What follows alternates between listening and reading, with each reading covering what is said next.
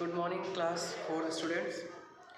आज हम पर्यावरण शिक्षा में आपके पाठ 4 जल के स्रोत के बारे में चर्चा करेंगे। इस पूरे चैप्टर को समझने के लिए आप सभी लोग, उम्मीद है आपके सामने बुक रखी होगी, आप सभी लोग ध्यान दीजिएगा। उसमें हम आपको एक्सप्लेन करेंगे और फिर हम लोग इसके प्रश्न उत्तर हल करेंगे, ठीक है।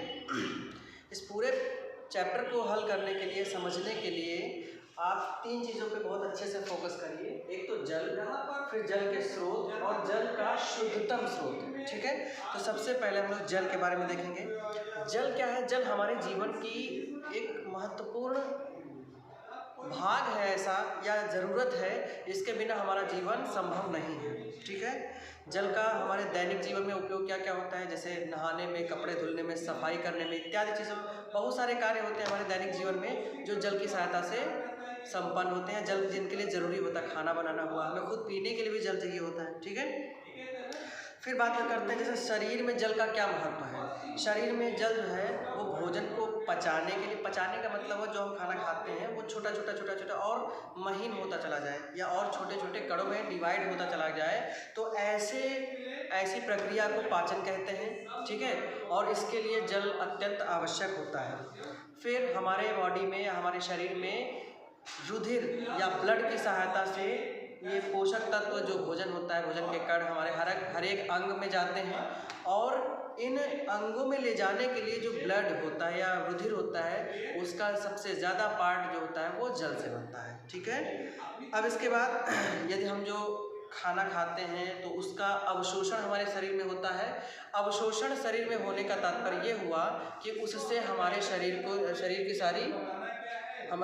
एनर्जी मिलती है, और वो एनर्जी हमारे शरीर के कार्यों में यूज़ होती है। लेकिन जो वेस्ट प्रोडक्ट, यानी जो खाना वेस्ट हो जाता है हमारे स्टमक में, वो फिर बाहर रिलीज़ करना या बाहर निकालना उत्सर्जन कहलाता है।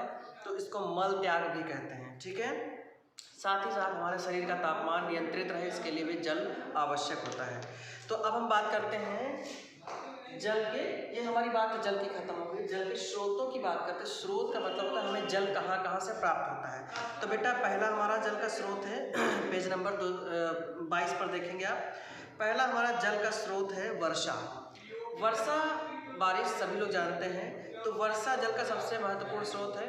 दूसरी चीज़, वर्षा का जो जल होता है वो शुद्ध जल होता है, लेकिन ये भूमि पर जब गिरता है तो हमारे यूज़ के लायक नहीं रहता है, और इसका यूज़ हम सिर्फ एकत्र करने में या फिर वर्षा जल के द्वारा अपने जो हमारा भूमि में जल होता है, भूमिगत जल, उसके स्तर को बढ़ाने के लिए ही यूज़ कर सकते हैं, ठीक है। इसलिए यह पीने के लिए अनुपयुक्त हो जाता है, यानी बेकार हो जाता है। हम इसको अपने खाने पीने की चीज़ों में यूज़ नहीं कर सकते हैं, ठीक है। इसका जब बारिश होती है तो उसका कुछ भाग ज़मीन में अवशोषित कर लिया जाता है, और कुछ भाग नदियों, नालों और पोखरों में एकत्रित हो जाता है, ठीक है।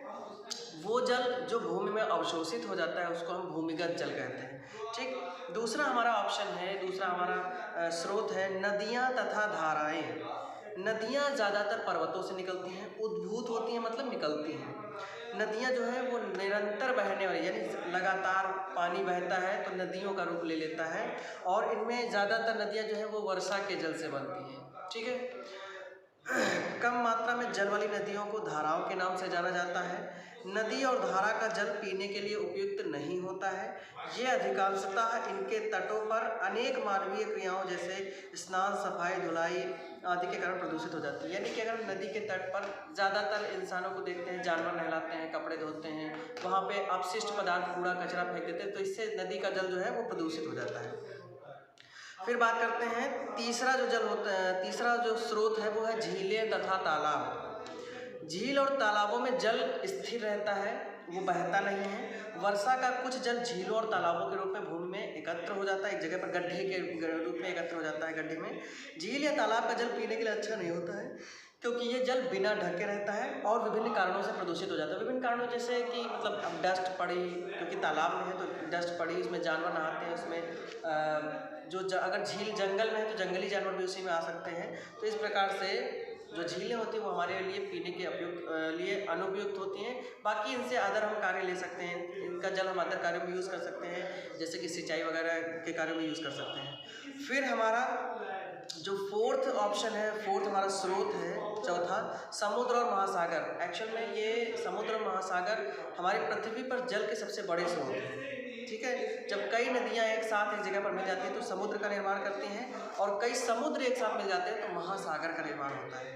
ठीक है, तो पृथ्वी पर जो जल की अधिकतम मात्रा है वो महासागरों के रूप में है, और नमकीन जल को खारा जल कहते हैं। खारा जल क्या होता है? नमकीन जल जो एक्चुअली समुद्र में कई सारी नदियां आके मिलती हैं तो उनमें अपने अपने क्षेत्रों से बहा कर लाए हुए सारे के सारे खनिज लवण आपस में मिलते हैं, और इस प्रकार से नदी समुद्र का जो जल होता है वो खारा हो जाता है।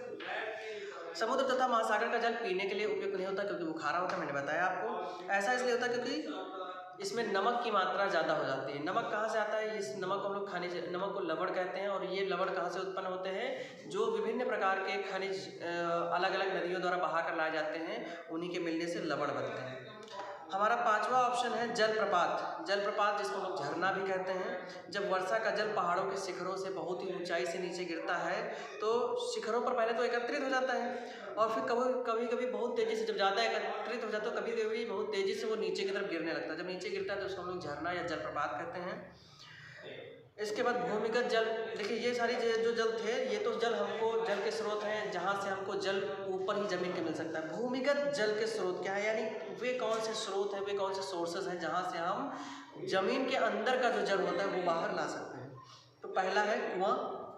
कुआँ आप सभी लोग जानते हैं, वेल, ठीक है, और ज़्यादातर ये कुएँ गाँव में पाए जाते थे। भूमिगत जल को निकालने का सबसे प्राचीनतम उपाय कुएँ के रूप में हमको देखने को मिलता है। कुएं से जल को रस्सी और बाल्टी की सहायता से निकाला जाता है। कुआं एक गड्ढा होता है, आप सभी को पता है, अंदर से पक्का होता है, उसमें जल भरा होता है। क्योंकि हम लोग एक निश्चित स्तर तक जब कुएं को खोद ले जाते हैं तो वहाँ पर जल नीचे से धीरे धीरे ऊपर की तरफ आता रहता है, और यह जल पीने के लायक होता है, शुद्ध होता है। फिर भी यदि कुएं को ढक कर नहीं रखा गया तो फिर यह जल प्रदूषित हो जाता है। तो इसलिए हमें आवश्यकता होती है कि कुएं को ढक कर रखना चाहिए, और समय समय पर उसमें, उसके जल में यदि कोई प्रदूषक तत्व मिल गए हैं तो उनके प्रदूषक तत्वों को नष्ट करने के लिए अलग अलग जो दवाएं आती हैं उनका हल्का फुल्का यूज़ करना चाहिए। ठीक है, फिर बात आती है नलकूप। नलकूप हम लोग बोलते हैं नलों को या हैंडपम्प को। नलकूप का मतलब है भूमिगत जल निकालने का जो सबसे अच्छा उपाय है वो नलकूप होते हैं। इस विधि के द्वारा जल की विशाल मात्रा को मानव शक्ति का प्रयोग किए बिना बाहर निकाला जा सकता है। नलकूप का मतलब होता है बेटा, जैसे ट्यूबवेल वगैरह देखे होंगे आप लोग, ठीक है, इनको नलकूप बोलते हैं। तो इसमें क्या होता है, जैसे इंजन की सहायता से, यानी इंसानी कोई भी शक्ति नहीं लगेगी और इंजन वगैरह की सहायता से पानी को ज़मीन के अंदर से निकाल लिया जाता है, इसको नलकूप बोलते हैं। ठीक है, नलकूप को मशीन के द्वारा चलाया जाता है। फिर ज़्यादातर जो नलकूप या ट्यूबवेल्स होते हैं उनका यूज़ हम लोग सिंचाई के लिए करते हैं। सबसे ज़्यादा यूज़ सिंचाई में किया जाता है, खेतों की सिंचाई के लिए, फसल सिंचाई जाती हैं। ठीक है, फिर उनके द्वारा जो निकाला गया जल होता है पीने के काम में आता है अधिकांश। मतलब अगर कहीं कहीं पर हैंडपम्प वगैरह नहीं है तो उस कंडीशन में नलकूपों का प्रयोग भी दैनिक लाइफ में या दैनिक जीवन में जल के उपयोगों के लिए किया जा सकता है।